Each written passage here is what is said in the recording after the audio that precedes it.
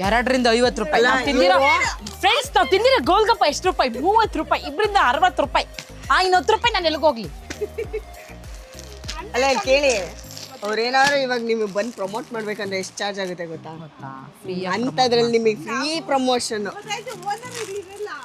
ನಿಮ್ಮ owner number ಕೊಡಿ, ನಾನು ವಿಡಿಯೋ ಕಾಲ್ ಮಾಡಿ ಕೊಡಿ, ನಾನು ಮಾತಾಡ್ತೀನಿ. ಹೊಟ್ಟೋದ್ರಾ? ಸಾರಿ. ಇದಾರಾ? ಸಾರಿ. ಇಲ್ಲ ಮೇಡಮ್ ಅಂತ ಅಷ್ಟು ಬೇಜಾರಲ್ಲಿ ಹೇಳಿದ್ರಲ್ಲ.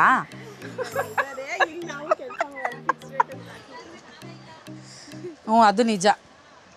ದಣಿಕ್ಳು, ನಮ್ಮ ದಣಿಕ್ಳಿಲ್ದೆ ನಾವಿಲ್ಲ ಕಣಿ. ಹೋಟೆಲಲ್ಲೇ 100 ಲೆಸ್ಸಾ?